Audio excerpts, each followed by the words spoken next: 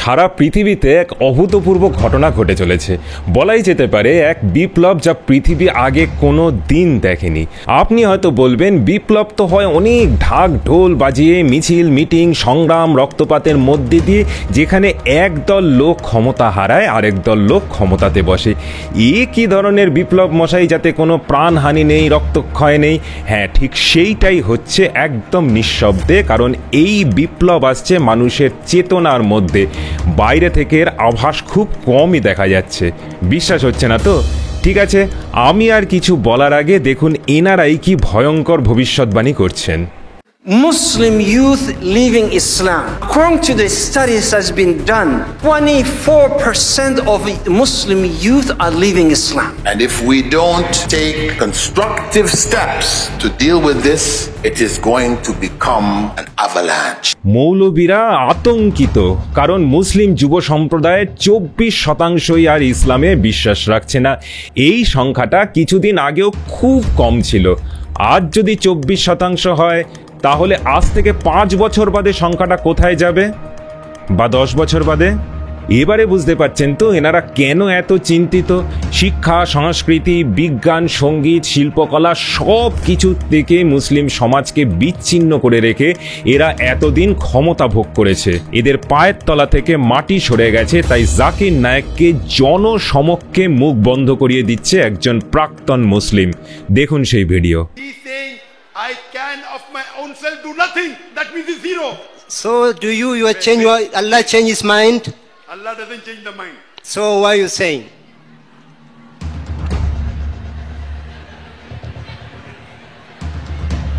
আমরা হয়তো পাশের বাংলাদেশে কি হচ্ছে সেটা ভেবে খুবই উদ্বিগ্ন, আর সেটা হওয়াই উচিত। পৃথিবীর সবচেয়ে মুক্তমনা সংস্কৃতির মানে ভারতীয় সংস্কৃতির অঙ্গ হয়েও বাংলাদেশ আর পাকিস্তান কিভাবে এক মধ্যযুগীয় চিন্তা ভাবনা আঁকড়ে ধরে পড়ে আছে, যেখানে নন মুসলিমদের নিজেদের জীবন আর সম্পত্তি রক্ষার জন্য রোজ সংগ্রাম করতে হচ্ছে, ঠিক যেমনটা ছিল সেই মুঘল আমলে আকবর বাবরদের সময়তে। কিন্তু না, এই বাংলাদেশের চিত্রটা কিন্তু সারা পৃথিবীর চিত্র নয়। অন্য দেশ ছাড়ুন, এমনকি এই যে আরবদের বাংলাদেশিরা নিজেদেরকে খুব আপন ভাবে, সেই আরবদের শেখেরাই বাংলাদেশটা কোথায় সেটা মানচিত্রে দেখাতে পারবে কিনা সেটাই সন্দেহ। আজ ভারত সরকার যদি বলে ভারতের সীমা 1 ঘন্টার জন্য খুলে দেওয়া হবে, আর যতজন বাংলাদেশি ভারতে ঢুকে পড়তে পারবে তাদের সবাইকে স্থায়ীভাবে থাকতে দেওয়া হবে, তাহলে অর্ধেকের বেশি বাংলাদেশ হয়তো ঢুকে পড়ার চেষ্টা করবে। তাই বাংলাদেশ আর পাকিস্তানের চিত্রটা দেখলে হবে না। সত্যি হলো সারা পৃথিবী জুড়ে এই ইসলামকে পরিত্যাগ করার একটা ধুম পড়ে গেছে। সমীক্ষা কি বলছে দেখুন। One of the issues, and I'm sure it's what you're thinking right now, is Azim, where did that 2 million figure come from? So I'd like to clarify that right now. That 2 million figure we arrived at from 2 pieces of research. The first thing was, I actually went to Indonesia. We had a team and we went out and did some ground research, engaging local people, local churches, local other faith institutions, and local Islamic organizations. We came to the conclusion that there's many people leaving Islam. The reality of Indonesia, a country with 18,000 islands, means it's very difficult to put an exact number to that. So the first thing is we were taken aback that this number is recognized to be very many. Second thing we did was desktop research. We looked at many policy papers and briefings written about the situation. Now, as you can imagine, there's many people interested in commenting on this. That's why you find numbers range from 1 million people a year to 3 million people a year. So as an organization, we decided to put forward that approximately 2 million people are leaving. এই সমীক্ষা বলছে যে 2 million লোকজন প্রতি বছর ইসলাম ছেড়ে যাচ্ছে, আর এদেরই ভবিষ্যৎবাণী যে 2035-এ ইন্দোনেশিয়া আর মুসলিম মেজরিটি দেশ থাকবে না। যদি পৃথিবীর সর্ববৃহৎ মুসলিম দেশটির এই হাল হয়, তাহলে সারা পৃথিবীর কি হাল হতে চলেছে সেটা কি আর বলে দিতে হবে? এখানের কুম্ভ মেলাতে যখন 40 কোটি লোকের জমায়েত হচ্ছে, তখন ইরানের 75,000 মসজিদের মধ্যে 50,000 মসজিদেই তালা পড়ে গেছে। আরব ব্যারোমিটার বলে একটি বিখ্যাত রিসার্চ ইউনিট, যা কিনা প্রিন্সটন ইউনিভার্সিটি আর মিশিগান ইউনিভার্সিটি যৌথভাবে তৈরি একটি বিভাগ, তাদের একটি সমীক্ষা বলছে যে লেবাননে এখন 80% লোকও আর নিজেকে ধার্মিক মুসলিম বলছে না। ইরানে নাকি অর্ধেকের বেশি লোকও আর ইসলামে বিশ্বাস রাখছে না। ভারতের বুকে চিত্রটা কি খুব আলাদা?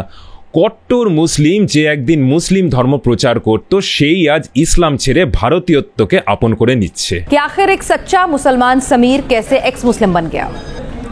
मैं एक्चुअली एक सुन्नी फैमिली के अंदर पैदा हुआ और जब मैं 7th या 8th क्लास में था तब तक मैं एक नॉर्मल बच्चे की तरह था। उसके बाद मैं तबलीगी जमात से जुड़ा और ज़िंदगी के 18 साल मैंने तबलीगी जमात के अंदर गुजारे।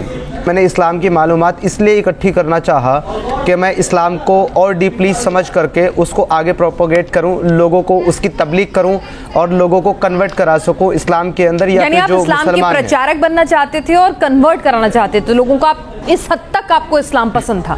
जी एग्जैक्टली। जब मुझे कोई जवाब नहीं मिले और मैं श्योर हो गया कि ये इसी तरीके से है जिस तरीके से मैंने पढ़ा और समझा है, तब जाकर के मैंने इस्लाम को छोड़ दिया 2018 में। एक नेक्स्ट लेवल का मैं मोमिन था कि मेरे सामने कोई मूवी नहीं देख सकता, टीवी नहीं चला सकता, रेडियो नहीं सुन सकता, गाने नहीं सुन सकता। इसके अलावा जो 2 लोग मेरे कांटेक्ट में थे, हालांकि मुझे इसका आज तक अफसोस होता है कि 2 नॉन मुस्लिम लोग मेरे कांटेक्ट में थे, मेरे फ्रेंड्स थे, उनको मैंने दीन की दावत दी और उनको मैंने नॉन मुस्लिम यानी कि सनातन से इस्लाम में कन्वर्ट भी किया था। কট্টর মুসলিম নিজে এখন ভারতীয় ধ্যান যোগ ইত্যাদির প্রচারের জন্য নিজেকে সঁপে দিচ্ছে। तो मैंने गुरुजी को पूछा तो उन्होंने बताया कि ये ध्यान जाप से होता है, 24 घंटे एक ही मंत्र का जाप करो, उसके अलावा एक ही मंत्र का मानसिक जाप करो दिन में 1 से 2 घंटा। मैं उसको 15 घंटे तक करते हुए चला गया, ऐसा कि 2 घंटा 4 घंटा 6 घंटा, और मैं चीज़ें अचीव करते चला गया, इसलिए मैं और ज़्यादा टाइम देते चला गया। ध्यान एक ऐसी नॉलेज है जो पूरे ब्रह्मांड में बाहर कहीं नहीं, तुम्हारे अंदर है। আজকের দিনে বাংলাদেশের মতো কট্টর দেশেও ব্লগাররা কিন্তু কট্টর মুসলিমদের কঠিন প্রশ্নের মুখে ফেলে দিচ্ছে। আল্লাহ যাকে হিন্দু ধর্মাবলম্বীদের ঘরে পাঠিয়েছেন, হ্যাঁ শুনো, তাদেরকে আল্লাহ অপছন্দ করেন? অপছন্দ করেন না, আল্লাহ তো অবশ্যই বলছে। তাহলে আল্লাহ, এটা তো আল্লাহর দোষ যে আল্লাহ কিছু মানুষকে মুসলিম পরিবারে না পাঠিয়ে অমুসলিম পরিবারে পাঠিয়েছে। এটা তো আল্লাহর দোষ, তাদের তো দোষ পরীক্ষা। ইসলাম কেন দরকার এই পৃথিবীতে, সেই প্রশ্নও উঠে আসছে। সেগুলো আমি আগে থেকেই জানি যে ইসলাম না জানলেও আমি এটা বুঝতাম যে এটা ভালো কাজ। যেমন ধরেন গরিবকে খাবার দেয়া, গরিবকে যদি কেউ খাবার দেয়, এটা ভাই আমার ইসলাম দরকার নাই ভাই, কোরআন দরকার নাই ভাই এটা বোঝার জন্য। আমি যদি নাস্তিক হইতাম, আমি যদি ছোটকাল থেকে নাস্তিক হইতাম, তাহলেও আমি এটা বুঝতাম যে এটা একটা ভালো কাজ। ইসলাম আবির্ভাব হওয়ার আগে থেকেই মানুষ এই জিনিসগুলো আসলে জানে। তৎকালীন পৌত্তলিক সমাজে, ইসলাম যেই সমাজে আবির্ভূত হয়েছে 1400-1450 বছর আগে মক্কায়, সেই সময়ের মানুষ অলরেডি সেগুলো জানতো। কিন্তু ইসলাম যেগুলো নিয়ে আসছে, নতুন যেগুলো নিয়ে আসছে, সেইগুলার ভিতরে অনেক ভয়ঙ্কর ভয়ঙ্কর জিনিস আছে, সেগুলোর ভিতরে গণহত্যা আছে, সেগুলোর ভিতরে শিশু বিবাহ আছে, সেগুলোর ভিতরে কাফেরদেরকে মেরে তাদের মা বেটিকে গনিমতের মাল বানানো আছে। এইগুলা ভাই খুবই জঘন্য জিনিস। যেই বাংলাদেশিরা আরবদেরকে বাপ দাদা ভাবে, যেখানে কিছুদিন আগে কট্টর শরিয়া আইন চালু ছিল, গান বাজনা সিনেমা সমস্ত কিছু নিষিদ্ধ ছিল, সেইখানে আর জেনিফার লোপেজ প্রোগ্রাম করছে।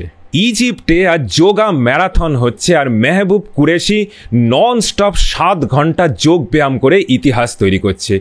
পিরামিডের সামনে তার সূর্য প্রণামের ছবি সারা পৃথিবীতে ভাইরাল হয়েছে। সৌদি মহিলা নভ মারোবাইয়ের উদ্যোগে যোগা আজ সৌদিতে পপুলার হয়ে উঠেছে। এদিকে আমরা মোহাম্মদ ইউনিসের মতো নমুনাকে দেখি, যার দেশে মৌলবাদীরা যখন মন্দির ভাঙছে, তখন আরেক মোহাম্মদ মানে সৌদি যুবরাজ মোহাম্মদ বিন সালমান 99% হাদিসকেই হাফিজ করে দেশকে মৌলবাদীদের কবল থেকে মুক্ত করছেন। সারা পৃথিবীতেই এই প্রাক্তন মুসলিম হওয়ার একটা ধুম দেখা যাচ্ছে। সমাজ মাধ্যমে এরা নিজেদের জীবনের গল্প বলছে, অন্যদের উদ্বুদ্ধ করছে, সাহস যোগাচ্ছে। মজার ব্যাপার হলো এরা নিজেদের সেভাবে ঠিক নাস্তিক বলছেন না। হিন্দুদের মধ্যে প্রচুর মানুষ আছেন যারা নাস্তিক, ইউরোপে আমেরিকাতে অসংখ্য মানুষ রয়েছেন যারা চার্চে যান না, কিন্তু এরা কিন্তু নিজেদেরকে প্রাক্তন হিন্দু, প্রাক্তন খ্রিস্টান এই সমস্ত কিছু বলছেন না। তাহলে ইসলাম ছেড়ে আসার মুখ্য কারণ কি, বা তাদের এই নিজেদেরকে প্রাক্তন বলে পরিচয় দেওয়ার কেন দরকার পড়ছে? ইসলাম ছেড়ে আসার পর তারা কি অন্য ধর্ম নিচ্ছে, নাম পরিবর্তন করছে? একদিকে কেউ কেউ বলছেন যে 2070-এ ইসলাম নাকি পৃথিবীর সর্ববৃহৎ রিলিজিয়ান হবে। 2050-এই নাকি ভারত হবে সর্ববৃহৎ মুসলিম দেশ। তাহলে কাদের কথাটা ঠিক? এই সব কিছুরই উত্তর খুঁজবো আজকের প্রতিবেদনে। ইন্ট্রোটা একটু বড়ই হয়ে গেল, কিন্তু এই জিনিসগুলো বলবার একটু দরকার ছিল প্রেক্ষাপটটা তৈরির জন্য।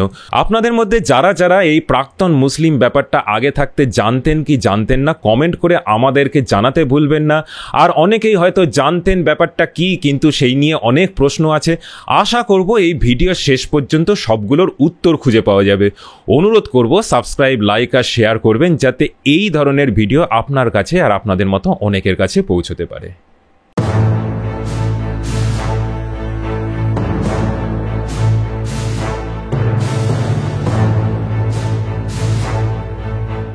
একদিকে যখন ইসলাম ছাড়া ধুম পড়ে গেছে, তখন অন্যদিকে পপ গায়িকা মাইলি সাইরাস নিজের বাড়িতে লক্ষ্মী পুজো করছেন, একদম বাঙালি বাড়ির মহিলাদের মতন করে। আবার অস্কার বিজয়ী অভিনেতা উইল স্মিথ শিবের মাথাতে জল ঢালছেন। দেখে মনে হবে এই বুঝি বাঁক কাঁধে করে বাঙালিদের মতো করে তারকেশ্বরে গিয়ে বাবার মাথায় জল ঢেলে এলেন। অ্যাপেলের মতো কোম্পানির বিজনেস মিটিংয়ে তাদের টপ লিডাররা ধ্যান করছে যাতে তাদের ব্যস্ততম জীবনের চাপের সঙ্গে মানসিকভাবে তারা তাল মিলিয়ে চলতে পারে। Julia Roberts, Hugh Jackman, Steve Jobs, Chris গেইলের মতো অসংখ্য সেলিব্রিটিদের বাদ দিলেও যোগব্যায়াম থেকে শুরু করে আয়ুর্বেদ, দেওয়ালি থেকে শুরু করে রথযাত্রা, শাড়ি পাঞ্জাবি থেকে শুরু করে ভারতীয় সঙ্গীত দুনিয়া জুড়ে সাধারণ মানুষের জীবনের অঙ্গ হয়ে উঠছে। কেন এই উদাহরণগুলো প্রাক্তন মুসলিম বিপ্লবের মধ্যে টেনে আনলাম সেটা এক্ষুনি পরিষ্কার হবে। ভেবে দেখুন, এই যে ভারতীয় সংস্কৃতির বিশ্বজোড়া প্রসার, এটাও যেন আরেকটা বিপ্লব। এর জন্য কাউকে কিন্তু হিন্দু ধর্ম নিতে হচ্ছে না বা নাম বেশ কিছুই পরিবর্তন করতে হচ্ছে না। শর্মিলা ঠাকুরকে ইসলাম গ্রহণের পর যেমন নিজের নাম বদল করে আরবীয় নাম আয়েশা সুলতানা গ্রহণ করতে হয়েছে, বিখ্যাত সুরকার কমল দাশগুপ্তকেও হতে হয়েছে কামাল উদ্দিন আহমেদ। আপনার আইডেন্টিটি মানে আপনার পরিচয়টাই বদলে যাচ্ছে। অর্থাৎ সবাইকে নিজের ভারতীয় শিকড় থেকে উপড়ে নিয়ে আরবীয় সংস্কৃতির পরগাছা হতে হয়েছে। সেই রকম কিন্তু কিছু করতে হচ্ছে না জুলিয়া রবার্টস বা উইল স্মিথকে বা নভ মারওয়াইকে। আপনাকে ভারতীয় ভাবধারা বা জীবনধারাকে গ্রহণ করার জন্য নিজের নাম, পরিচয় কেন কোনো কিছুকেই ত্যাগ করতে হচ্ছে না। একদিকে একটা আইডিয়া যখন সমস্ত স্থানীয় সংস্কৃতি, এক্সিস্টিং কালচারকে ধ্বংস করছে, আরেক দিকে আরেক সংস্কৃতি গড়ে উঠছে এক্সিস্টিং সব কিছুর উপরে। তাই এই যে ভারতীয় সংস্কৃতির প্রচার, এটা কিন্তু আপনি সংখ্যাগুণে পাবেন না, কারণ এটা কারোর বাইরের পরিচয়কে নষ্ট করছে না বা তাকে তার শিকড় থেকে বিচ্ছিন্ন করছে না, শুধু তাকে ভেতর থেকে উন্নততর হতে সাহায্য করে, ব্যক্তিগত জীবনে বা কর্মক্ষেত্রে সাফল্য অর্জন করতে সাহায্য করে। অপরদিকে ইসলাম পরিত্যাগের শাস্তি কিন্তু ভয়ঙ্কর। সৌদি আরব, ইরান, আফগানিস্তান, সোমালিয়ার মতো অধিকাংশ মুসলিম দেশে ইসলাম ত্যাগের শাস্তি কিন্তু মৃত্যু। পাকিস্তানেও আলাদা কিছু নয়, এখানে ধর্মত্যাগকে ব্লাসফেমি আইনের অধীনে আনা হয়েছে, যার শাস্তিও মৃত্যু। যেখানে এখনো এটা আইন হয়নি, যেমন ধরুন বাংলাদেশ, সেখানে ইসলাম ত্যাগ করলে বা সেকুলার হলে ইসলামিস্টদের হাতে মৃত্যু হয়। আহমেদ রাজীব হায়দার, অভিজিৎ রায়, অনন্ত বিজয় দাসের মতো অসংখ্য লোককে প্রাণ দিতে হয়েছে বাংলাদেশে, যা শুধু ইসলাম ত্যাগ এবং সেকুলার আইডিয়াকে প্রচার করবার জন্য। আসাদ নূরকে বাংলাদেশ ছেড়ে থাকতে হচ্ছে। একইভাবে কেরালাতে এইচ ফারুককে কুপিয়ে খুন করা হয় ইসলাম ত্যাগ করবার জন্য। এছাড়াও রয়েছে সমাজচ্যুত হওয়ার ভয়, পারিবারিক উত্তরাধিকার থেকে বঞ্চিত হওয়ার ভয়, অর্থাৎ ধর্মের নামে আজীবনের কারাবাস। তাই প্রচুর সংখ্যক মানুষ ইসলাম ত্যাগ করলেও তারা সেটা বাইরে জানতে দিচ্ছে না। আপনি যদি একজন হিন্দু হয়ে নাস্তিক হন, আপনাকে কেউ কিছুই বলবে না, কিন্তু একজন মুসলিম পরিবারে যদি জন্ম হয়, তার পক্ষে সেই মুসলিম পরিচয় থেকে বেরিয়ে আসা সহজ নয়। অপরদিকে তাদের কাছে অপশান আছে যে নিজেদের জন্মগত পরিচয়কে না মুছে বৈজ্ঞানিক চিন্তাভাবনাগুলোকে, মুক্ত চিন্তাভাবনাকে অ্যাটলিস্ট নিজেদের জীবনে গ্রহণ করতে পারার। আর ঠিক সেটাই হচ্ছে। তাই এই বিপ্লবকে সংখ্যা দিয়ে কখনোই বোঝা যাবে না। একদিকে মুসলিম সমাজে মুসলিম পরিচয়কে বর্জন না করে ইসলামকে মানসিকভাবে বর্জন করা, আর সারা পৃথিবীতে হিন্দু পরিচয় গ্রহণ না করে ভারতীয় ভাবধারাকে জীবনের অঙ্গ হিসাবে গ্রহণ করা, এই দুটোই যে বিচ্ছিন্ন ঘটনা বা পরস্পর বিরোধী নয়, এবার নিশ্চয়ই সেটা বুঝতে পাচ্ছেন। কারণ ওই যে প্রথমেই বললাম, এই দুটোর পরিবর্তনই হচ্ছে মানুষের ভেতরের।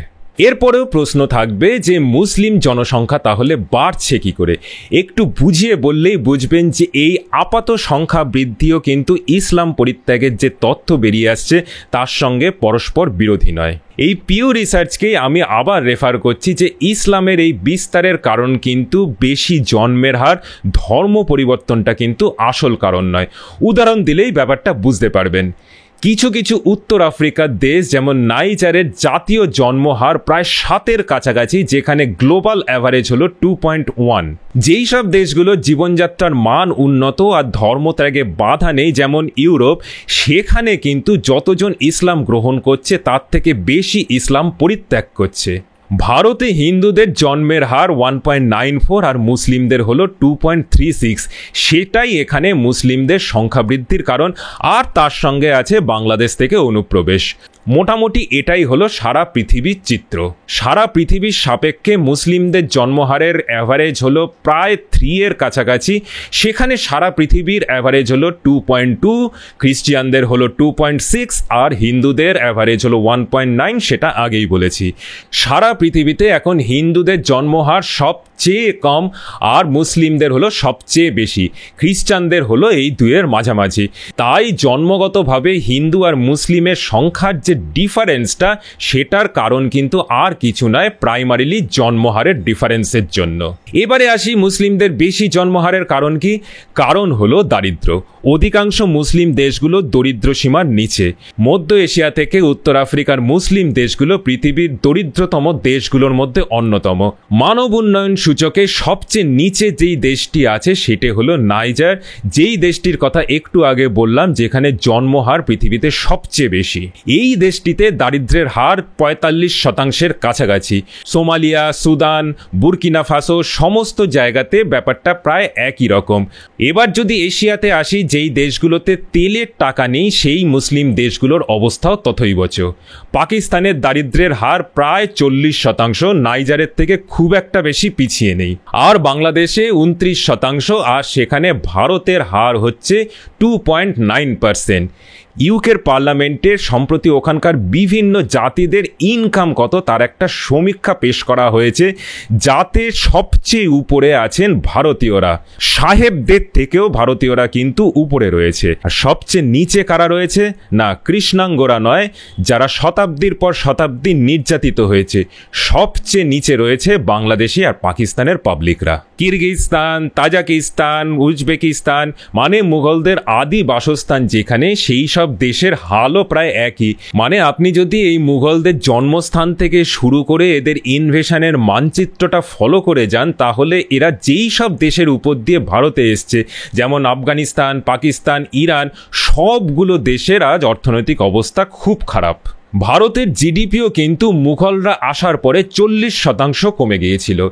ইরানের মূল্যবৃদ্ধির হার 45% ছাড়িয়ে গেছে, একটা রুটির দাম 1 লক্ষ রিয়াল। লেবাননের তো কারেন্সি ফল করে গেছে ওদের অতিরিক্ত মূল্যবৃদ্ধির কারণে। আজকের দিনে 57টা মুসলিম দেশের মধ্যে 35টাই দরিদ্রতম দেশের মধ্যে পড়ে। আর ধনী দেশগুলো হলো সৌদি আরব, ইউএই বা কুয়েতের মতো দেশগুলো, যারা হচ্ছে তেলের ভাণ্ডারের উপর বসে আছে। এই সৌদি আরবের লোকজনদেরও কিন্তু আজ থেকে 80 কি 90 বছর আগে সেই হালই ছিল যা আজকের অন্য মুসলিম দেশগুলোর আছে। উট চড়ানো ছাড়া আর কোনো কাজ ছিল না। জাতীয় আয়ের প্রাথমিক উৎস ছিল সারা পৃথিবী থেকে আসা হজ যাত্রীরা। সাক্ষরতার হার ছিল 5%-এর নিচে। আজ তেলের জন্য ওরা টাকার পাহাড়ে বসে আছে, কিন্তু তাদের রাজপুত্র জানে যে একদিন যখন তেলের চাহিদা আর থাকবে না, তখন তাদের অবস্থা আবার সেই আগের মতোই হয়ে যাবে। তাই মোহাম্মদ বিন সালমান এটা বুঝতে পেরে এত জলদিতে আছেন যে এই সৌদিকে ইসলামের কবল থেকে মুক্ত করে একটা উদার সমাজে পরিণত করতে। দুবাই কি সিঙ্গাপুরের মতো একটা ট্যুরিজম কি বিজনেসের একখানা কেন্দ্র বানাতে হলে উগ্রবাদ থেকে বেরিয়ে আসতেই হবে, এটা রাজপুত্র বুঝেছেন। তাই এত হাদিস বর্জন। আর সেই কাজটাই ব্যক্তিগত স্তরে করে চলেছেন অসংখ্য লোক। আজ তাদের মনের মধ্যে প্রশ্ন জাগছে যে এই ইসলাম তাদের দারিদ্র্য ছাড়া সত্যিই কি দিয়েছে? উত্তর না পেয়ে এই ইসলাম বর্জন। আশা করি এবার বুঝতে পারছেন যে বিশ্বজুড়ে মুসলিমদের সংখ্যা বৃদ্ধি আর তার সাথে এই প্রাক্তন মুসলিম বিপ্লব, এই দুটো আপাতভাবে পরিপন্থী হলেও আসলে কিন্তু দুটোর কারণই এক, সেটা হলো মুসলিম সমাজে সার্বিকভাবে অন্যদের থেকে পিছিয়ে থাকা। শুধু দারিদ্র নয়, এই পুরো মুসলিম বেল্টে আজ অনবরত যুদ্ধ চলছে। শুধু অমুসলিম দেশগুলোর সাথে নয়, মুসলিম দেশগুলো নিজেদের মধ্যেও। ইয়েমেনে সৌদি আরবের সাথে ইরান সমর্থিত হুথিদের লড়াই শুধুমাত্র একটা উদাহরণ। শিয়া সুন্নিদের মধ্যে লড়াইয়ের ইতিহাস অনেক পুরনো। এছাড়াও আছে সোমালিয়া, সুদান ইত্যাদিতে গৃহযুদ্ধ। পাকিস্তানে আছে বালুচদের আন্দোলন। লিস্টের শেষ নেই, আজ পুরোটা বলতে গেলে ভিডিওটা অনেক অনেক লম্বা হয়ে যাবে। মোট কথা হলো, দারিদ্র, মহামারী, যুদ্ধ, বিবাদ এছাড়া ইসলাম এদের কিছুই দেয়নি। তার সাথে কেড়ে নিয়েছে গণতন্ত্রের অধিকার। কোনো ইসলামিক দেশে গণতন্ত্র নেই। পাশের বাংলাদেশেই বলুন না, কি যে হজবরল চলছে ভগবান জানে। উপদেষ্টা সরকার, কে কাকে উপদেশ দিচ্ছে কেউ জানে না। আর আমেরিকা আস্তে আস্তে থাবা গেড়ে বসছে দেশটার ভেতরে। এদের এই কোণঠাসা অবস্থা সুযোগ নিতে এগিয়ে আসছে আমেরিকার মতো সুযোগ সন্ধানী নেকড়ের দল। পাকিস্তানের মতো কট্টর মুসলিম দেশকে ব্যবহার করে অন্য মুসলিম দেশ যেরকম ইরান আফগানিস্তানের ওপর আক্রমণ শানাচ্ছে, আর 2 পয়সা ভিক্ষের লোভে বিকে যাওয়া পাকিস্তান হাসি মুখে পুরনো বন্ধুদের পিঠে ছুরি মারছে। সক্রেটিস বলে গেছেন, মুক্ত চিন্তা ছাড়া জীবন নিয়ে বেঁচে থাকার কোনো অর্থ নেই। প্রশ্ন করা যেখানে নিষিদ্ধ, সেখানে আজ হোক কাল হোক মানুষ বেরিয়ে আসার চেষ্টা করবেই। কোনো শক্তি তাকে আটকে রাখতে পারবে না। আমাদের ভারতই একমাত্র সভ্যতা যেখানে প্রশ্ন করাকে সবসময় উৎসাহিত করা হয়েছে। ভগবদ গীতা হলো শুধু প্রশ্ন উত্তর পর্ব। ঈশ্বরকে সামনে পেলেও আমরা তাকে প্রশ্নই করি। বিনা প্রশ্নে কোনো অনুশাসন আমরা মেনে নেইনি বলেই এই সভ্যতা শতাব্দীর পর শতাব্দী বিভিন্ন অত্যাচারকে সহ্য করে টিকে আছে। শুধু তাই নয়, আজ ভারতীয় চিন্তাভাবনা চারদিকে ছড়িয়ে পড়ছে। ঠিক যেমন একদিন ভারতের মুনি ঋষিদের বিজ্ঞান সারা পৃথিবীকে আলো দেখিয়েছিল, আজ এক বিজ্ঞানসম্মত জীবনের সন্ধানে ভারতের রীতিনীতিকেই আপন করে নিচ্ছে সারা বিশ্ব। আজ এখানেই শেষ করছি। ফিরে আসবো আবার আরও অনেক বিষয় নিয়ে, আর সাথে আমাদের নিজস্ব অ্যানালিসিস নিয়ে। দেখা হবে পরবর্তী এপিসোডে। ভালো লাগলে লাইক, শেয়ার, সাবস্ক্রাইব করতে ভুলবেন না। নমস্কার, ভালো থাকবেন।